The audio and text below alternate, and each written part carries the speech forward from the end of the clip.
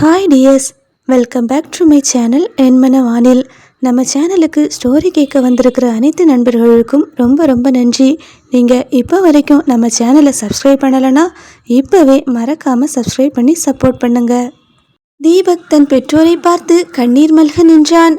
கண்ணனும் தீபாவும் நடுங்கும் கைகளோடு அந்த மச்சத்தை தடவி பார்த்தார்கள். அது மேலோட்டமாக ஒட்டப்பட்டது அல்ல, பிறவியிலேயே அவனது தோளோடு ஊறிய அடையாளம் என்பதை அந்த மருத்துவர் கைகள் உணர்ந்தன. ஒரு நிமிடம் அந்த இடமே நிசப்தமானது. அடுத்த நொடி, தீபக் மகனே என்று கதறியபடி அந்த தாய் தன் மகனை வாரி அணைத்து கொண்டாள். இத்தனை கால துயரம் அந்த ஒரு அணைப்பில் கண்ணீராய் கரைந்து ஓடியது. தீபக் தன் பெற்றோரின் கைகளை பற்றி கொண்டு அங்கிருந்தவர்களை ஒவ்வொருவராக அறிமுகம் செய்தான். அம்மா, இவ உன்னோட மருமக கார்த்திகா. சும்மா இல்லை, இவ ஒரு நீச்சல் வீராங்கனை என்று பெருமையோடு சொல்ல கார்த்திகா நாணத்தோடும் மரியாதையோடும் அவர்களை வணங்கினாள். இது என்னோட மாமனார் பொன்னம்பலம், இவன் என்னோட உயிர் நண்பன் சந்திரன். இவங்கெல்லாம் இல்லைன்னா இன்னைக்கு நான் உங்கள் முன்னாடி நின்றுக்க மாட்டேம்மா என்று தீபக் சொல்ல அந்த சிறிய வீட்டில் மகிழ்ச்சி ஒரு ஊற்றாக பொங்கியது. இத்தனை கால இருள் விலகி ஒரு புதிய வெளிச்சம் பரவுவதை அனைவரும் உணர்ந்தனர். சற்று நேரம் கழித்து அந்த நிகழ்ச்சியான சூழலில் இருந்து விடுபட்டு மெல்ல இயல்பு நிலைக்கு திரும்பிய சந்திரன் ஒரு முக்கியமான கேள்வியை அவர்களின் முன்வைத்தான். ஆமாம்மா, நீங்கள் செய்யாத தப்புக்காக ஜெயிலுக்கு போனதா சொன்னீங்களே, அன்னைக்கு நிஜமாவே என்னதான் நடந்தது? உங்களால் உண்மை என்னன்னு சொல்ல முடியுமா என்று மெதுவாக கேட்டான். மேலும் தொடர்ந்த சந்திரன், உங்ககிட்ட வேலை பார்த்த அந்த நர்ஸை தீபக் தள்ளி விட்டதால் அவங்க இறந்துட்டாங்க. அந்த பழியத்தான் நீங்கள் ஏற்றுக்கிட்டீங்கன்னு எங்களுக்கு தெரியும். ஆனால் இதுக்கு பின்னாடி ஏதோ சூழ்ச்சி இருக்குன்னு நீங்கள் சொன்னீங்களே, அது என்னம்மா என்று சந்திரன் அழுத்தமாக கேட்க அந்த அறையில் மீண்டும் ஒரு கனத்த அமைதி நிலவியது. கண்ணனும் தீபாவும் ஒருவரை ஒருவர் பார்த்து கொண்டனர். பழைய நினைவுகள் அவர்களின் கண்களில் நிழலாட தீபா மெல்ல தீபக்கின் அருகில் அமர்ந்து அவனது கன்னங்களை அன்போடு தடவி பார்த்தாள். ஒரு தாயின் கைகள் தன் பிள்ளையின் ஸ்பரிசத்தை மீண்டும் உணர்ந்த அந்த தருணத்தில் அவர்கள் மறைத்து வைத்திருந்த அந்த பெரிய மர்மத்தை பேச தயாரானார்கள். சந்திரனை பார்த்தபடியே கண்ணன் மெல்ல தனது தொண்டையை சரி செய்து கொண்டு, அன்னைக்கு நடந்தது என்னன்னா என்று உண்மையை சொல்லத் தொடங்கினார். நான் என்னோட அண்ணன் மாணிக்கத்தையும் அண்ணி மரகதத்தையும் மலை போல நம்பியிருந்தேன். அவங்க எந்த காலத்துலேயும் எங்களுக்கு கெட்டது நினைக்க மாட்டாங்கன்னு குருட்டுத்தனமாக நம்பினேன்.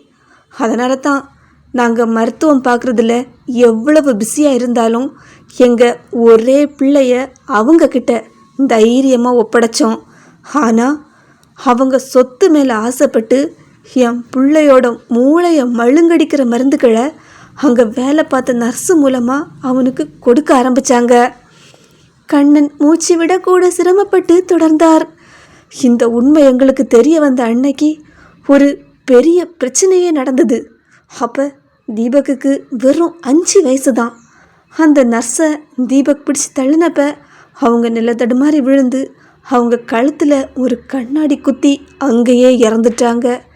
இந்த விஷயம் வெளியே தெரிஞ்சால் 5 வயசு பிள்ளையோட வாழ்க்கை மொத்தமாக பாதிக்கப்படணும்னு பயந்து நாங்கள் 2 பேரும் ஒன்றா சேர்ந்து அந்த பழியை ஏற்றுக்கிட்டு ஜெயிலுக்கு போக முடிவு செஞ்சோம்.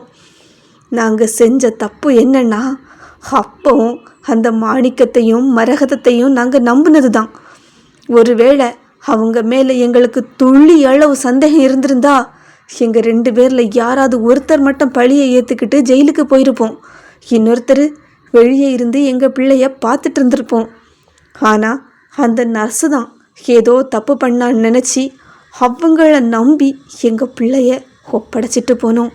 ஆனால் அவங்க எங்கள் நம்பிக்கையை சிதைச்சி எங்கள் பிள்ளைய அனாதையாக்கி இவ்வளவு பெரிய சதி பண்ணுவாங்கன்னு நாங்கள் நினைக்கவே இல்லை என்று கண்ணன் உடைந்து அழுதார். சரி, அதுக்கப்புறம் என்ன நடந்துச்சு என்று சந்திரன் அவளோடு கேட்க கண்ணன் ஒரு நீண்ட பெருமூச்சை விட்டுவிட்டு மீண்டும் தொடர்ந்தார். நாங்கள் ஜெயிலுக்கு போனதுக்கு பிறகுதான் எங்களுக்கு ஒரு பெரிய உண்மை தெரிய வந்துச்சு. ஒரு நாள் மாணிக்கம் ஸ்டேஷனுக்கு வந்திருந்தாரு. அண்ணன் என்னையை தான் பார்க்க வந்திருக்காருன்னு நானும் ரொம்ப சந்தோஷமாக போனேன். ஆனால் அவர் அங்கே இருந்த ஒரு போலீஸ்காரரை தனியாக கூட்டிகிட்டு போனார். சரி, இவங்க 2 பேரும் எதுக்கு இப்படி ரகசியமாக தனியாக போகிறாங்கன்னு எனக்கு சந்தேகம் வந்துச்சு. அவங்க யாருமே இல்லாத ஸ்டேஷனோட பின்பகுதிக்கு வந்தாங்க. எனக்கு அவங்க பேசுகிறத கேட்குறதுக்கு அந்த இடம் ரொம்பவே வசதியாக இருந்துச்சு. நானும் அவங்களுக்கு தெரியாமல் அங்கே இருந்த ஒரு புதர் மறைவில் ஒளிஞ்சிக்கிட்டேன். அப்போ தான் மாணிக்கம் அந்த போலீஸ்காரர்கிட்ட எல்லாத்தையும் பற்றி சொல்லிட்டு இருந்தார். அந்த வார்த்தையை கேட்டப்போ தான் என் அண்ணனோட உண்மையான முகம் என்னன்னு எனக்கு தெரிஞ்சுது என்று கண்ணன் சொல்லும்போதே அவரின் கண்கள் சிவந்தன. கண்ணன் விவரிக்க விவரிக்க அந்த அறையில் இருந்த மற்றவர்கள் அதிர்ச்சியில் சிலையாக உறைந்து போனார்கள். துரோகம் எந்த அளவிற்கு பாதாளம் வரை சென்றிருக்கிறது என்பதை உணரவே அவர்களுக்கு சில நிமிடங்கள் பிடித்தன. கண்ணன் தழுதழுத்த குரலில் மீண்டும் தொடர்ந்தார். மாணிக்கம் அந்த போலீஸ்காரர்கிட்ட சிரிச்சிட்டே பேசிகிட்டு இருந்தார். சார், நான் உங்களுக்கு மாதம் கேட்ட பணத்தை தந்துடுறேன். ஆனால் எக்காரணத்தை கொண்டும் இந்த கண்ணனும் தீபாவும் வெளியே வரக்கூடாது. இவங்களோட இந்த கொலை கேஸ் முடிஞ்சதுக்கு அப்புறம் கூட ஏதாவது ஒரு பொய் கேஸை போட்டு இவங்கள உள்ளேயே வச்சுக்கோங்க. இவங்க உள்ளே இருக்கிற வரைக்கும் தான் நாங்கள் வெளியே சந்தோஷமாக இருக்க முடியும் அப்படின்னு சொல்லிக்கிட்டு இருந்தார். அப்போவே அந்த போலீஸ்காரரும் யதார்த்தமாக ஒரு கேள்வியை கேட்டார். என்னவோ விதி உங்களுக்கு சாதகமாக அமைஞ்சதால் அவங்க கொலை கேஸில் உள்ளே வந்துட்டாங்க, இல்லைன்னா நீங்கள் என்ன பண்ணியிருப்பீங்க அப்படின்னு கேட்டார். உடனே மாணிக்கம் ஏளனமாக சிரிச்சுக்கிட்டே சொன்னார், என்ன விதியா? அதெல்லாம் ஒன்றும் இல்லை சார், எல்லாம் நம்மளோட புத்திசாலித்தனத்தில் தான் இருக்குது. அவங்க பையன் தீபக்கை ஊனமாக்கி அதை சாக்கா வச்சு அவங்க சொத்துக்களை பறிக்கலான்னு தான் முதல்ல நாங்கள் திட்டம் போட்டோம். ஆனால் தேவையில்லாமல் அந்த நர்ஸு குறுக்க வந்து மாட்டிக்கிட்டா. அவள் வாயை திறந்தா எங்களை பற்றி எல்லா உண்மையும் தெரிஞ்சிடும்னு பயந்து அவள் கீழே விழுந்தப்ப நாங்கள் அவளை தூக்க போகிறது போல் நடித்து அந்த கண்ணாடி துண்டை அவள் கழுத்தில் வச்சு நாங்களே தான் அழுத்தி குத்துனோம். அந்த வார்த்தையை கேட்டப்போ என் ரத்தம் உறைஞ்சி போச்சு தம்பி. அவங்க அத்தோடு நிறுத்திக்கல, சிரிச்சுக்கிட்டே மறுபடியும் பேச ஆரம்பித்தாங்க. பாருங்க சார், பாவம் அந்த கண்ணனும் தீபாவும் தங்களோட புள்ள பிடிச்சி தள்ளுனதுனால தான் அந்த நர்ஸு கீழே விழுந்து இறந்துட்டான்னு நினச்சி அந்த பிள்ளையை காப்பாற்ற பழியை ஏற்றுக்கிட்டாங்க. அதுவும் இல்லாமல் முட்டாளுங்க அவங்க பையனை எங்களை நம்பியே ஒப்படைச்சிட்டு போயிருக்காங்க. நீங்கள் இவங்களை ஜெயிலே வச்சுக்கிட்டா அதுக்கப்புறம் அந்த பையன் மட்டும்தானே ஏதோ ஒன்று பண்ணி துரத்திடலாம், சொத்து மொத்தம் எங்கள் புள்ள சுதீப்புக்கு வந்துடும் அப்படின்னு அவர் சொல்ல சொல்ல நான் அப்படியே ஆடி போயிட்டேன் தம்பி. அந்த நிமிஷத்துக்கு மேலே என்னால் என்னையே கட்டுப்படுத்திக்க முடியலை. நான் புதரில் இருந்து ஆவேசமாக ஓடி வந்து மாணிக்கத்தோட கழுத்தை பிடிச்சி இருக்குனேன். ஆனால் அங்கே இருந்த போலீஸ்காரரு உடனேயே என்னை பிடிச்சி இழுத்து தள்ளிட்டாரு. மாணிக்கம் கொஞ்சம் கூட பதட்டப்படாமல் என் சட்டையை பிடிச்சி இழுத்து சொன்னா, உன் பிள்ளை இப்போ என் கையில் தான் இருக்கான். நீ ஒழுங்கா ஜெயிலுக்குள்ளே இருந்தால் உன் பிள்ளை உயிரோடு இருப்பான். ஆனால் வெளியே வரணும்னு நினைக்கிறதோ இல்லை வேற ஏதாவது பண்ணணும்னு துடிக்கிறதோ நடந்துச்சுன்னு வச்சுக்கா, அப்புறம் உன் பிள்ளைக்கு என்ன நடக்கும்னு எனக்கே தெரியாது அப்படின்னு மிரட்டுனான். நான் கதறிக்கிட்டே சொன்னேன், டேய் நான் உன் தம்பிடா, தீபக்கு உனக்கு மகன் மாதிரிடா அப்படின்னு கெஞ்சினேன். ஆனால் அவனோட பதில் ஒரு மிருகத்தை விட மோசமாக இருந்துச்சு. புள்ள மாதிரி தானே, ஆனால் என் புள்ள இல்லையே, எனக்கு சுதீப் மட்டும்தான்டா புள்ள. என்னோட சுதீப்பு ராஜா மாதிரி வாழணும், அவனுக்கு எல்லா சொத்தும் கிடைக்கணும், அது மட்டும்தான் எனக்கு முக்கியம் அப்படின்னு சொல்லிட்டு எகத்தாளமாக சிரிச்சிட்டே போயிட்டான் தம்பி. துரோகமும் இயலாமையும் ஒரு மனிதனை எவ்வளவு தூரம் சிதைக்கும் என்பதற்கு அங்கே அவர் ஒரு சாட்சியாக நின்றார். கண்ணன் தழுதழுத்த குரலில் தொடர்ந்தார், என்ன பண்ணுறது தம்பி, ஒரு சதியால் மொத்த குடும்ப சந்தோஷத்தையும் இழந்து எங்கள் பிள்ளைய பிரிஞ்சு தவிச்சோம். ஆனால் நாங்கள் 2 பேரும் ஒரே ஜெயிலில் தனித்தனி பிளாக்ல இருந்ததால் வாரத்துக்கு ஒரு தடவை 1 மணி நேரம் மட்டும் எங்களை சந்திக்க விடுவாங்க. அந்த 1 மணி நேரம் மட்டும்தான் ஜெயில் வாழ்க்கையில் எங்களுக்கு கிடைச்ச ஒரே ஆறுதல். தீபாவோட கையை பிடிச்சி ஆறுதல் சொல்லிக்கிட்டே அந்த சந்திப்பு நேரத்தில் தான் இந்த எல்லா உண்மையும் நானே இவகிட்ட சொன்னேன். அதை கேட்டுட்டு நாங்கள் 2 பேரும் ஒருத்தரை ஒருத்தர் பார்த்து அழ மட்டும்தான் முடிஞ்சது தம்பி. வெளியே இருந்தால் கூட ஏதாவது போராடி இருக்கலாம். ஆனால் 4 செவத்துக்குள்ளே அடப்பட்டு கிடக்கிற எங்களால் வேற என்னதான் பண்ணிட முடியும்? எங்கள் புள்ள அங்கே என்ன கஷ்டப்படுறானோ, அவனை இவங்க என்ன பண்ணுறாங்களோன்னு ஒவ்வொரு நிமிஷமும் செத்து செத்து பிழைச்சோம் தம்பி என்று கூறி தேம்பினார். சந்திரன் தன் கண்களில் வழிந்த கண்ணீரை துடைத்து கொண்டே தன் மனதை கல்லாக்கி கொண்டு நெற்றியை தடவிக்கொண்டே யோசித்தான். ஐயா, தீபக் ஜெயிலுக்கு வரும்போது அவனுக்கு 5 வயசு. 5 வருஷம் கழிச்சு அவன் இறந்துட்டான்னு செய்தி வரும்போது அவனுக்கு 10 வயசு இல்லையா? ஒரு 10 வயசு பையனோட உடம்ப வச்சு அவங்க உங்களை எப்படி நம்ப வச்சாங்க? அந்த மச்சம் எப்படி அங்கே வந்தது என்று சற்று நிதானமாக கேட்டான். கண்ணன் ஒரு கசப்பான புன்னகையுடன் தன் நினைவுகளை தோண்டினார். கண்ணன் சந்திரனின் கைகளை பற்றி கொண்டு தழுதழுத்த குரலில் அந்த பயங்கரமான உண்மைகளை தொடர்ந்தார். தம்பி, நாங்கள் கொலை செஞ்சதா சொல்லப்பட்ட அந்த கேஸுக்கான தண்டனை காலம் எங்களுக்கு வெறும் 5 வருஷம்தான். அந்த 5 வருஷம் தண்டனை காலம் முடிஞ்சதும் நாங்கள் வெளியே வந்து எங்கள் பையன் கூட நிம்மதியாக சந்தோஷமாக வாழலான்னு கனவு கண்டுட்டு இருந்தோம். ஆனால் நாங்கள் கண்ட கனவு எல்லாத்தையும் மொத்தமாக கலைக்கிற மாதிரி அந்த 5 வருஷம் முடிஞ்சதுக்கப்புறம் அந்த போலீஸ்காரர் எங்களை ஏதோ ஒரு பொய் கேஸில் உள்ளேயே வைக்க பார்த்தாரு. அதனால் நாங்கள் அவரை எதிர்த்து கேள்வி கேட்க ஆரம்பித்தோம். ஆனால் அவர் எங்கள் பிள்ளைய வச்சு எங்களை மிரட்டினார். ஆனால் இப்போவும் மிரட்டலுக்கு பயந்துக்கிட்டு இருந்தா கடைசி வரைக்கும் எங்கள் பிள்ளையோட சேர்ந்து வாழவே முடியாதுன்னு நினச்சி அவருக்கு தெரியாமலேயே சில நல்ல மேலதிகாரிகள் உதவியோட அமைதியாக அவருக்கு எதிராக போராட ஆரம்பித்தோம். எங்களை பற்றி தெரிஞ்ச அங்கே இருந்த சில நல்லவங்களும் கூட எங்கள் கூட சேர்ந்துக்கிட்டாங்க.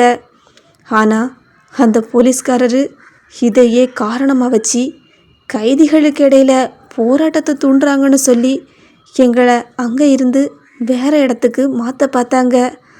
அதனால் எப்படியாவது ஜெயிலில் இருந்து தப்பிச்சு எங்கள் பிள்ளைய பார்க்க போயிடணும்னு நாங்கள் முடிவெடுத்தோம். நாங்கள் அங்கே இருந்து எப்படியாவது தப்பிக்கணும்னு முயற்சி பண்ணப்ப அந்த போலீஸ்காரரு உடனேயே மாணிக்கத்துக்கு தகவல் சொல்லிட்டாரு. கண்ணன் ஒரு நிமிடம் மௌனமாகி அந்த மிரட்டலை நினைவு கூர்ந்தார். உடனேயே மாணிக்கம் என்ன பண்ணாரு? அந்த போலீஸ்காரர் மூலமாக எங்ககிட்ட ஃபோனில் பேசினாரு. என்ன, உன் பிள்ளைக்காகத்தானே இப்படி வெளியே வர துடிக்கிற? உன் பிள்ளையே இல்லைன்னா அடங்கிடுவே இல்லை அப்படின்னு திமிரா கேட்டான். நாங்கள் எங்கள் பிள்ளைய ஒரே ஒரு வாட்டி பார்த்துட மாட்டோமான்னு தவிச்சு போயிருந்தோம் தம்பி. எப்படியாவது அங்கே இருந்து தப்பிக்க வழி தேடிட்டு இருந்தோம். ஆனால் அவன் என்ன பண்ணான்னு எங்களுக்கு தெரியலை. சரியா ஒரே வாரத்தில் உங்கள் பிள்ளை இறந்துட்டான்னு தகவல் வந்தது. அவனுக்கு மூளையில் இருந்த பாதிப்பு தான் இறப்புக்கு காரணம்னு மெடிக்கல் ரிப்போர்ட்டையும் காட்டினாங்க. அது அந்த மாணிக்கம் மரகதத்தோட சதிதான்னு எங்களுக்கு நல்லா தெரியும். ஆனால் அதை எங்களால் நிரூபிக்க முடியலை தம்பி. ஒரு வழியாக போராடி எங்கள் பிள்ளையோட உடம்பை பார்க்க மட்டும் அனுமதி வாங்கினோம். நாங்கள் நம்பிக்கையே இல்லாமல் தான் அங்கே போய் அந்த உடம்பை பார்த்தோம். 5 வயசில் விட்டுட்டு போன குழந்தை, அவன் முகஞ்சாடையெல்லாம் எப்படி மாறி இருக்குன்னு கூட எங்களுக்கு தெரியலை. எங்களுக்கு தெரிஞ்ச ஒரே அடையாளம் அவனோட முதுகில் இருக்கிற அந்த மச்சம் மட்டும்தான். அதனால் நாங்கள் வேறு எதையும் தேடாமல் பதற்றமாக அந்த முதுகு பகுதியை மட்டும்தான் பார்த்தோம். அந்த மச்சம் அங்கே கரெக்டாக இருந்தது தம்பி. அந்த பையனோட உடம்புல எங்கள் தீபக்கோட சாயலும் இருந்தது. பிள்ளைய இழந்துட்டோன்னு கதறி துடிச்சோம் நாங்கள். அப்போ கூட ஒருவேளை அந்த மரகதம் எங்கள் பிள்ளைய வீட்டில் ஒழிச்சு வச்சிருப்பான்னு நினச்சிக்கிட்டு அங்கே போய் பார்த்தோம். ஆனால் அங்கே அந்த சுதி மட்டும்தான் இருந்தான். அதுக்குள்ளேயே மறுபடியும் போலீஸ்காரங்க வந்து எங்களை கைது பண்ணினாங்க.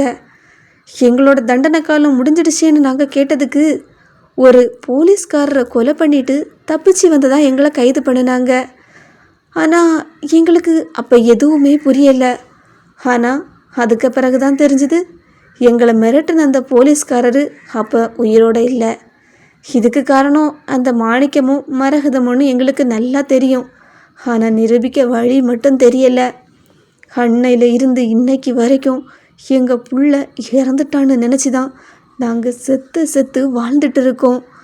இப்போது ஒரு வருஷத்துக்கு முன்னாடி தான் மறுபடியும் விடுதலாகி வெளியே வந்தோம். வெளியே வந்தப்போவே நாங்கள் முதலாக பார்த்தது அந்த மரகதத்தையும் சுதீப்பையன்தான். சொத்துக்களை லீகலாக அவங்க பேருக்கு மாற்றுறதுல ஏதோ சிக்கல் இருந்திருக்கு. அதனால தான் அதை கேட்டு எங்களை தேடி வந்திருந்தாங்க. நாங்கள் அவங்க கண்ணில் மண்ணை தூவிட்டு தப்பிச்சிட்டோம். அப்புறமா ஒரு வருஷமாக நாங்கள் இப்படித்தான் தலைமறைவு வாழ்க்கை வாழ்ந்துக்கிட்டு இருக்கோம்.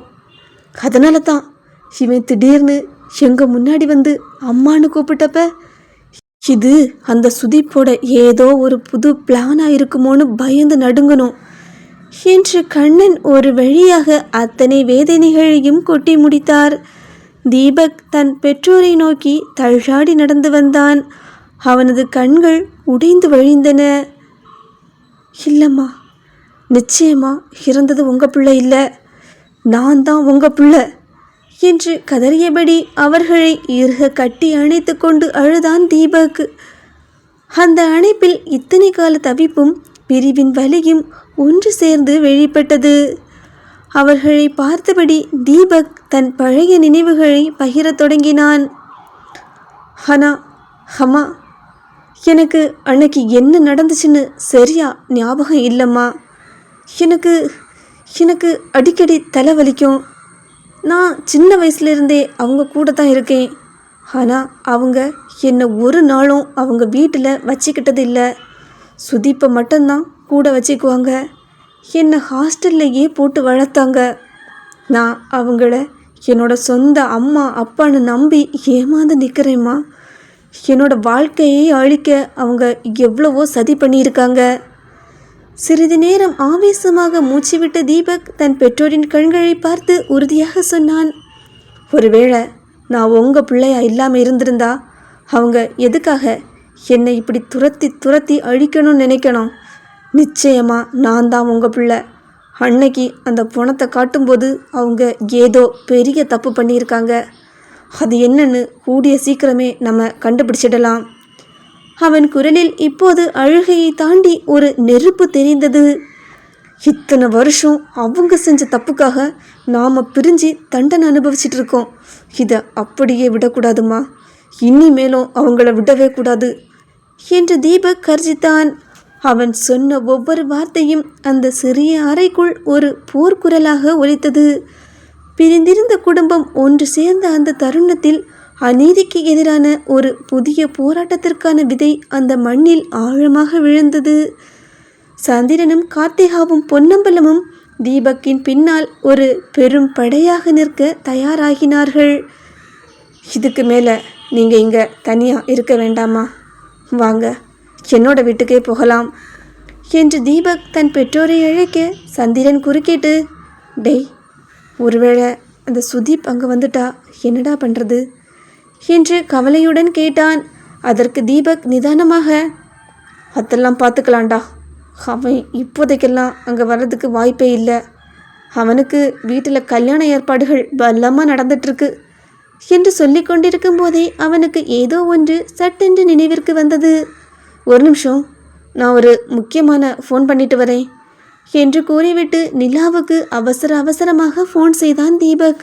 மறுமுனையில் நிலா ஃபோனை எடுத்ததும் தீபக் தன் அப்பா அம்மாவை சந்தித்தது முதல் அவர்கள் சொன்ன அந்த பயங்கரமான உண்மைகள் வரை அனைத்தையும் ஒரு நிமிடம் கூட விடாமல் அவளிடம் கொட்டி தீர்த்தான்.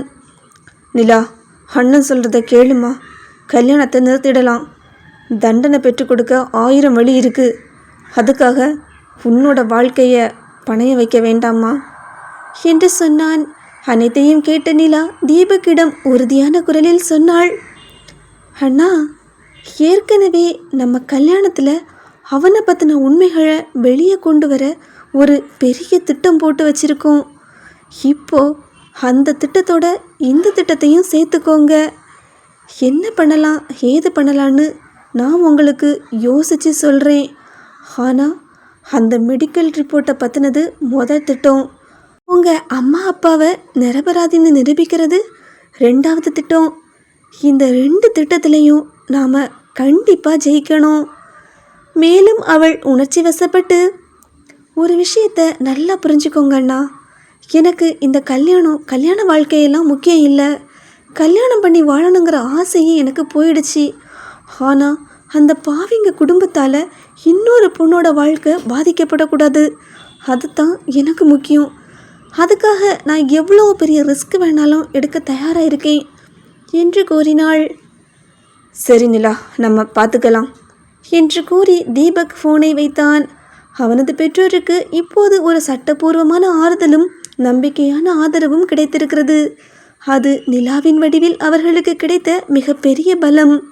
அவர்கள் அனைவரும் தீபக்கின் வீட்டிற்கு வந்து சேர்ந்தார்கள். இத்தனை கால பிரிவிற்கு பிறகு தன் தாய் தந்தையோடு தனது சொந்த வீட்டிற்குள் நுழைந்த தீபக்கின் மனதிற்குள் ஒரு பெரும் அமைதி நிலவியது. அப்போது சந்திரனின் ஃபோன் விடாமல் அடித்து கொண்டே இருந்தது. அதை கவனித்த தீபக், என்னடா சந்து, ஃபோன் அடிச்சுட்டே இருக்கு, எடுடா என்று அக்கறையுடன் சொன்னான். சந்திரன் ஃபோனை பார்த்து புன்னகைத்துவிட்டு, நித்யா தாண்டா, அவ கூட டைம் ஸ்பெண்ட் பண்ணி ரொம்ப நாளாச்சு. இப்போ ஃபோன் எடுத்தா கண்டிப்பாக ஏதாவது திட்டுவா, அப்புறம் பேசிக்கலாம் என்று சொன்னான். தீபக்கோ தன் நண்பனை உணர்ச்சி வசப்பட்டு தழுவிக்கொண்டான். ரொம்ப தேங்க்ஸ்டா, உன்னோட லைஃப் பற்றி கூட கவலைப்படாமல் எனக்காக இவ்வளோ தூரம் கூடவே இருந்து ஹெல்ப் பண்ணிட்டு இருக்க என்று தீபக் சொல்ல, அந்த நண்பர்களின் அணைப்பில் உண்மையான நட்பின் ஆழம் தெரிந்தது.